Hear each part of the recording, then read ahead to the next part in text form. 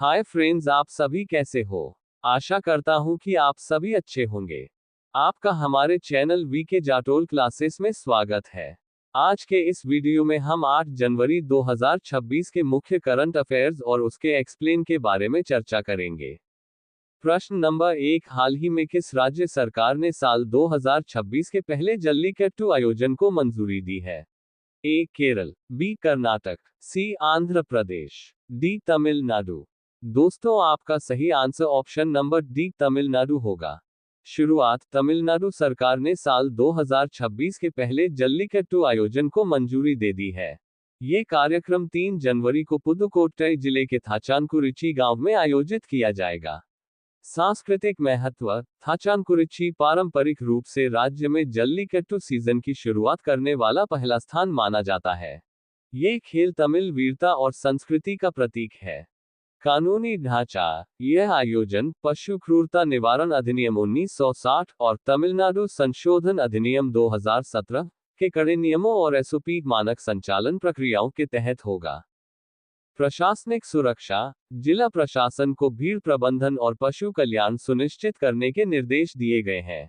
आयोजकों के लिए अब केवल ऑनलाइन पोर्टल के माध्यम से आवेदन करना अनिवार्य है। तैयारियां, पिछले वर्षों 2025 और 2024 में यहां लगभग 600 से 700 बैलों और सैकड़ों प्रतिभागियों ने हिस्सा लिया था।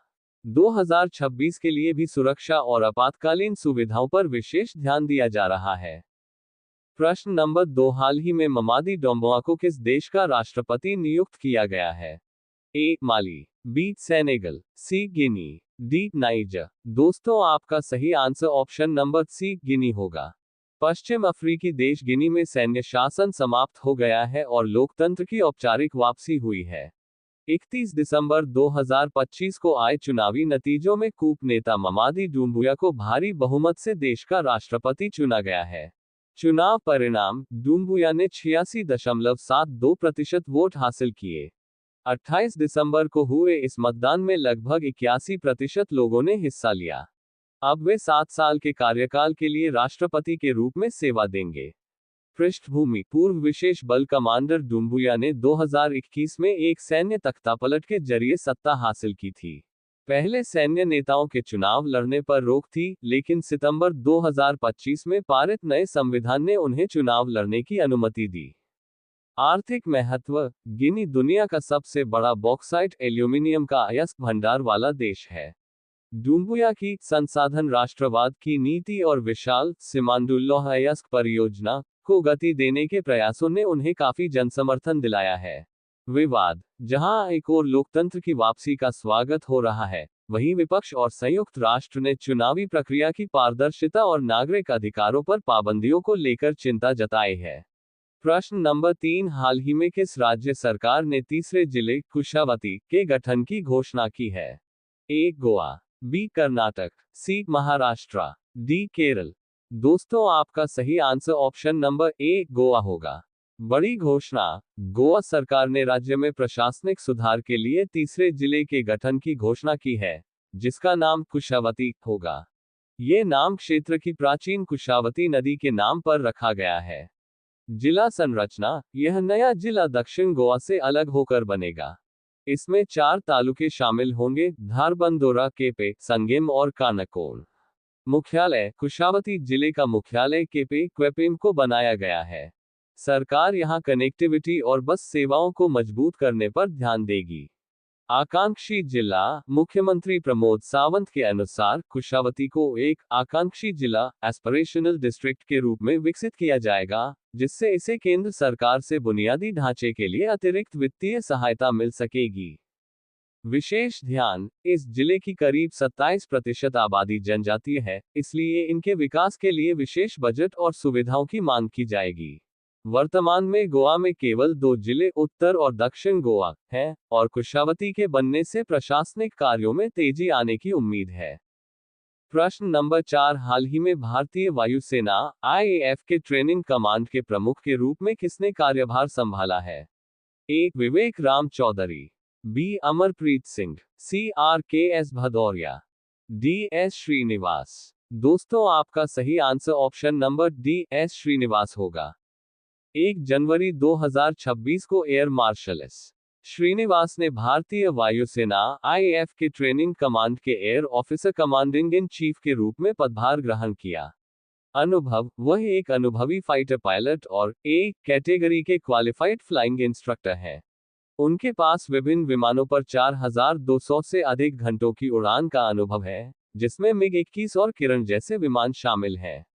प्रमुख पद: इस जिम्मेदारी से पहले वह एयरफोर्स अकेडमी के कमांडेंट और पश्चिमी वायु कमान में महत्वपूर्ण पदों पर रह चुके हैं। शिक्षा: वो राष्ट्रीय रक्षा अकादमी (एनडीए) के छात्र रहे हैं और उन्होंने नेशनल डिफेंस कॉलेज (एनडीसी) जैसे प्रतिष्ठित संस्थानों से प्रशिक्षण प्राप्त किया है। सम्मान: उनकी विशिष्ट सेवाओं के लिए उन्हें विशिष्ट सेवा पदक (वीएसएम) और अति विशिष्ट सेवा पदक (एवीएसएम) से सम्मानित किया जा चुका है। महत्व: उनकी नियुक्ति से वायुसेना के प्रशिक्षण, सुरक्षा मानकों और भविष्य की परिचालन तैयारियों को नई मजबूती मिलने की उम्मीद है। प्रश्न नंबर 5, 14वां अंतर्राष्ट्रीय फ्लावर शो हाल ही में कहां आयोजित किया गया? ए. अहमदाबाद, बी. सूरत, सी. जयपुर, डी. वडोदरा। दोस्तों, आपका सही answer option number A Ahmedabad होगा। प्रश्न नंबर 6, हाल ही में भारत ने किस देश के साथ कैदियों की सूची का आदान प्रदान किया है? ए. बांग्लादेश, बी. नेपाल, सी. श्रीलंका, डी. पाकिस्तान। दोस्तों, आपका सही answer option number D Pakistan होगा। नए साल के मौके पर भारत और पाकिस्तान ने एक दूसरे की जेलों में बंद कैदियों और मछुआरों की सूची साझा की है। यह प्रक्रिया 2008 के कासुल्ला एक्सेस समझौते के तहत हर साल 1 जनवरी और 1 जुलाई को की जाती है। आंकड़े: भारत ने सौंपी लिस्ट। भारत की हिरासत में फिलहाल 391 पाकिस्तानी नागरिक कैदी और 33 मछुआरे बंद हैं। पाकिस्तान ने सौंपी लिस्ट। पाकिस्तान की जेलों में 58 भारतीय नागरिक कैदी और 199 मछुआरे बंद हैं। भारत की मांग: भारत सरकार ने पाकिस्तान से उन 167 भारतीय कैदियों और मछुआरों को तुरंत रिहा करने की अपील की है, जो अपनी सजा पूरी कर चुके हैं। इसके अलावा, लापता भारतीय रक्षा कर्मियों की वापसी की भी मांग की गई है। बड़ी बात: साल 2014 से अब तक भारत सरकार के प्रयासों से 2661 भारतीय मछुआरों और 71 नागरिक कैदियों को पाकिस्तान से सुरक्षित वापस लाया जा चुका है। प्रश्न नंबर 7, हाल ही में सीमा सड़क संगठन बीआरओ के नए डायरेक्टर जनरल महानिदेशक के रूप में किसने कार्यभार संभाला है? ए. राजीव चौधरी, बी. अरविंद कुमार, सी. मनोज पांडे, डी. हरपाल सिंह। दोस्तों, आपका सही answer option number D Harpal Singh होगा। प्रश्न नंबर 8, हाल ही में जन विश्वास विधेयक 2026 को कहां मंजूरी दी गई है? A. Rajasthan, B. Delhi, C. Punjab, D. Assam. दोस्तों, आपका सही answer option number B Delhi होगा। प्रश्न नंबर 9, भारतीय महिला हॉकी टीम के मुख्य कोच के रूप में हाल ही में किसे नियुक्त किया गया है? A. Harendra Singh, B. Graham Reid, C. Sjoerd Marijne, D. Judith Brown. दोस्तों, आपका सही answer option number C Sjoerd Marijne होगा। बड़ी वापसी: टोक्यो ओलंपिक में भारतीय महिला हॉकी टीम को ऐतिहासिक चौथे स्थान पर पहुंचाने वाले दिग्गज कोच शोड मारिने की 5 साल बाद टीम में वापसी हुई है। उन्हें फिर से हेड कोच नियुक्त किया गया है। किसकी जगह ली? मारिने ने हरेंद्र सिंह का स्थान लिया है, जिन्होंने पिछले साल टीम के खराब प्रदर्शन और विवादों के चलते इस्तीफा दे दिया था। सपोर्टिंग स्टाफ: उनके साथ मटियास विला को रणनीतिक कोच और विन लोम्बार्ड को वैज्ञानिक सलाहकार नियुक्त किया गया है। कोच का बयान: मारिने ने कहा कि वह नई ऊर्जा और स्पष्ट रणनीति के साथ लौटे हैं ताकि खिलाड़ियों को वर्ल्ड लेवल पर उनकी पूरी क्षमता हासिल करने में मदद कर सकें।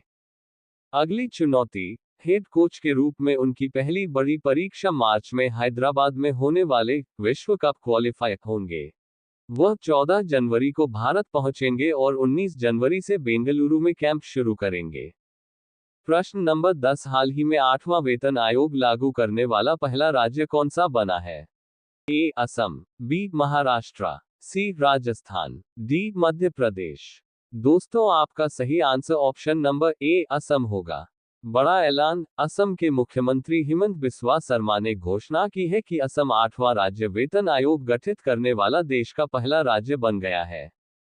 किसे होगा फायदा? इस फैसले से राज्य के लगभग 7 लाख सरकारी कर्मचारियों और पेंशन भोगियों की सैलरी और पेंशन में बड़ी बढ़ोतरी होगी। कमान किसके हाथ? आयोग की अध्यक्षता पूर्व अतिरिक्त मुख्य सचिव सुभाष दास करेंगे। डेडलाइन, आयोग को अपनी रिपोर्ट सौंपने के लिए 18 महीने का समय दिया गया है।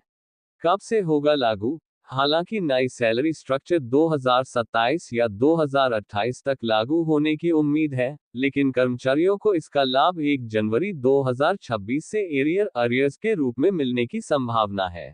क्यों है खास? केंद्र सरकार ने पहले ही 8वें वेतन आयोग की प्रक्रिया शुरू कर दी है, लेकिन असम ने किसी भी अन्य राज्य से पहले अपना पैनल बनाकर बाजी मार ली है। अब ये प्रश्न आप लोगों के लिए।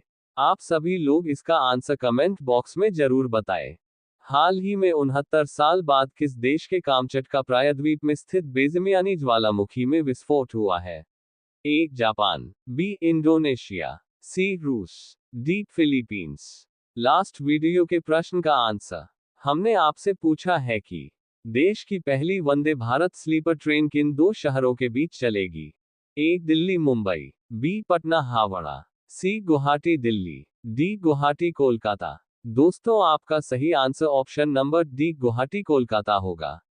यदि दोस्तों आपको हमारा यह वीडियो अच्छा लगा हो तो वीडियो को लाइक शेयर जरूर करें, साथ ही हमारे चैनल वीके जाटोल क्लासेस को सब्सक्राइब जरूर करें ताकि हमारे चैनल पर अपलोड होने वाली प्रत्येक वीडियो का नोटिफिकेशन आप तक तुरंत पहुंच सके।